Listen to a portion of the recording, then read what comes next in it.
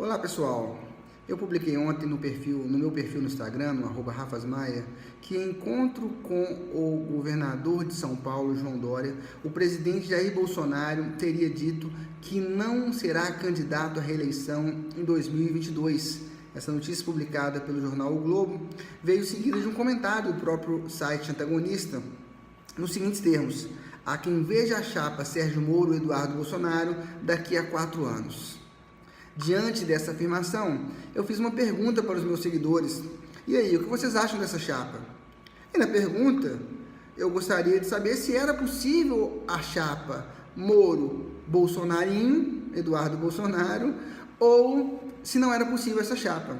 E a resposta, para a pesquisa, para minha surpresa, foi de a maioria das pessoas, a maioria apertada, é verdade, entenderem que era melhor a gente já ir se acostumando com a chapa Moro-Bolsonarinho. Beleza, tá sabendo legal. Diante disso, eu resolvi gravar esse vídeo para vocês hoje e falar sobre um tema extremamente importante do direito constitucional, que são as inelegibilidades.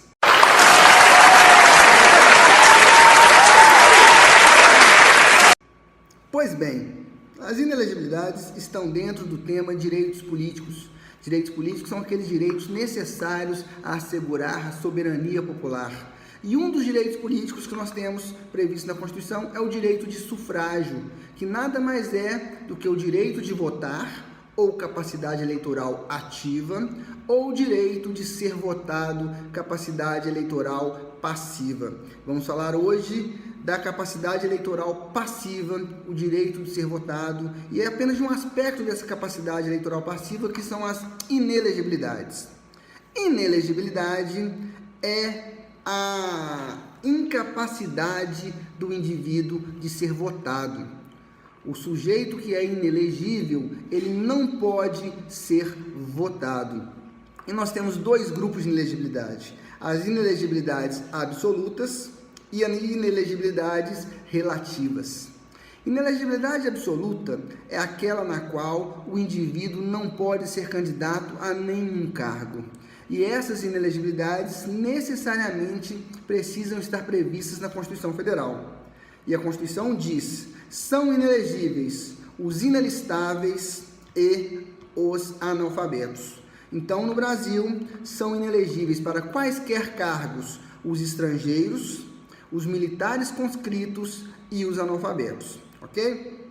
Por outro lado, as inelegibilidades relativas são aquelas que o indivíduo não pode ser eleito, não pode ser votado para alguns cargos específicos. E essas inelegibilidades, elas estão previstas tanto na Constituição quanto em lei complementar.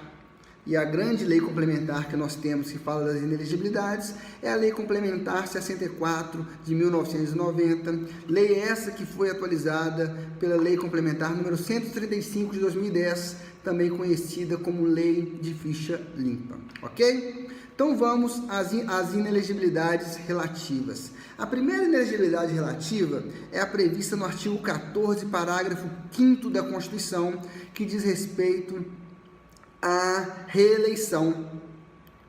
Pode ter reeleição no Brasil? Pode. Nós estamos cheios de exemplo aí.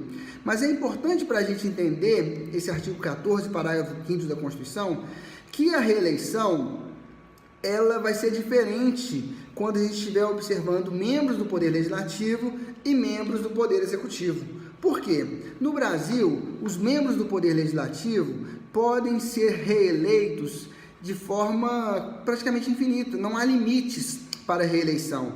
Nós temos exemplos de parlamentares, de deputados federais, de senadores, que se reelegeram por 5, 6, 7 mandatos de forma consecutiva. O próprio atual presidente da República foi reeleito deputado federal por 7 mandatos consecutivos, ok? Porém, quando a gente trata de poder executivo, a Constituição estabelece, no artigo 14, parágrafo 5º, um limite. É possível uma única reeleição subsequente. Então, os membros do Poder Executivo, os chefes do Poder Executivo, eles só podem ser reeleitos para um único mandato subsequente. Então, nós tivemos no Brasil Fernando Henrique Cardoso, Presidente eleito, presidente em 94, reeleito em 98. Lula, eleito em 2002, reeleito em 2006. Dilma, eleito em 2010, reeleito em 2014. Bolsonaro, eleito em 2018 e, segundo ele próprio, não será candidato à reeleição em 2022. Então, essa primeira inelegibilidade relativa diz que os chefes do Poder Executivo não podem ser candidatos ao mesmo cargo se já estiverem ocupando esse cargo por 2 mandatos subsequentes. Então, é óbvio, ok? Eles podem voltar depois? Pode. O presidente Lula, ele poderia ser candidato se não tivesse outras inelegibilidades pendentes sobre eles. Diferentemente dos Estados Unidos, onde o presidente reeleito não pode mais ser candidato a presidente da República. Então, o presidente Obama, o presidente Clinton, eles não podem nunca mais na vida deles ser candidatos novamente a presidente da República, ok? A segunda inelegibilidade que nós temos são as inelegibilidades para outros cargos. Então, a ideia é o seguinte: eu ocupo um cargo eletivo, eu posso ser candidato a outro cargo sem ser reeleição? E aí, de novo, vai depender. De quê? Vai depender do poder que eu ocupo. Os membros do poder legislativo, eles podem ser candidatos a quaisquer cargos. Basta ver que nas últimas eleições, ou em praticamente todas as eleições, nós temos membros do Poder Legislativo candidatos a outros cargos. O presidente Jair Bolsonaro, ele era deputado federal enquanto foi candidato a presidente da República. Nessa mesma eleição, nós tivemos como candidato, ou será que nessa não? Mas na última nós tivemos o Aécio Neves, que era senador e candidato a presidente da República.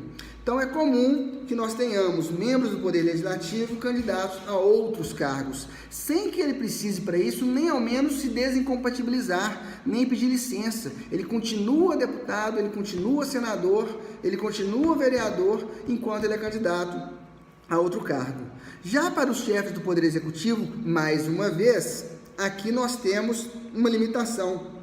Para que os chefes do Poder Executivo possam ser candidatos a outros cargos, eles precisam renunciar ao mandato 6 meses antes da eleição.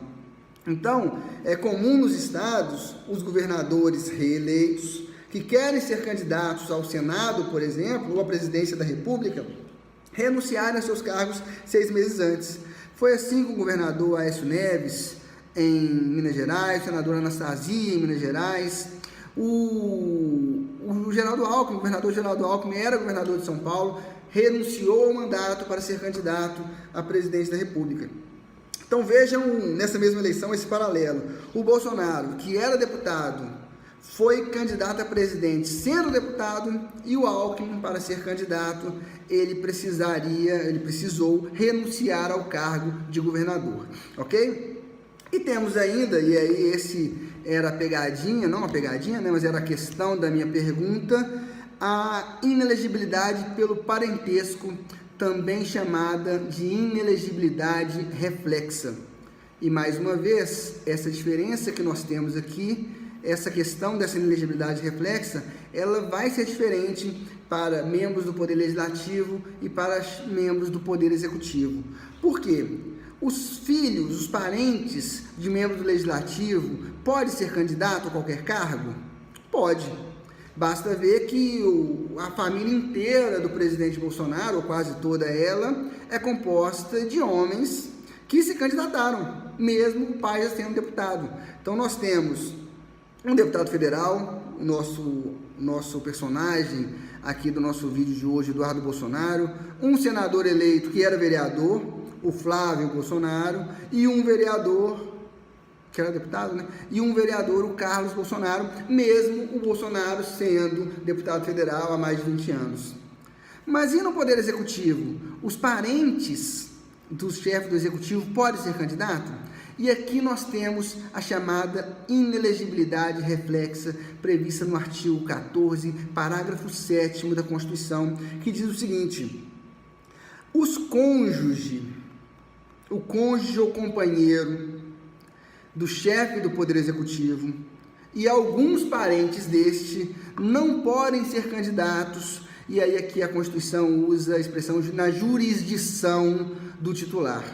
Ou seja, a esposa, o cônjuge, né, ou a mulher, ou o marido do chefe do Poder Executivo e alguns parentes, nós vamos falar qual daqui a pouco, não podem ser candidatos na jurisdição. De forma que os parentes do prefeito não podem ser candidatos no município. Os parentes do governador não podem ser candidatos no estado e os parentes do presidente não podem ser candidatos a nenhum cargo. E aí vamos a algumas questões importantes. Primeiro, em relação ao cônjuge. Cônjuge se aplica também à união estável. Então, pode ser casado, pode ser união estável e pode ter até união homoafetiva, segundo entendimentos do TSE, já consolidados nesse sentido. Cônjuge do chefe do executivo não pode ser candidato na mesma circunscrição do chefe do Poder Executivo. Então, a senhora Michele Bolsonaro, em 2022, ela não pode ser candidata a nada. Ah, mas e se separarem? Se brigarem no meio desse mandato, ela separada, ela pode ser candidata a presidente? Também não. Por conta de quê? Por conta da súmula vinculante número 18 do Supremo Tribunal Federal. A súmula vinculante número 18 impede ou afirma que a separação durante o mandato não exclui a inelegibilidade relativa prevista lá no artigo 14, parágrafo 7º da Constituição. E, além do cônjuge ou companheiro, a Constituição fala de parentes até segundo grau. Então, nós temos que filho, pai, irmão, cunhado, não podem ser candidatos. Dessa forma, meus caros, nenhum Bolsonaro pode ser candidato a presidente da República em 2022, como muitos podem estar querendo, como muitos comentaram lá no meu perfil no Instagram.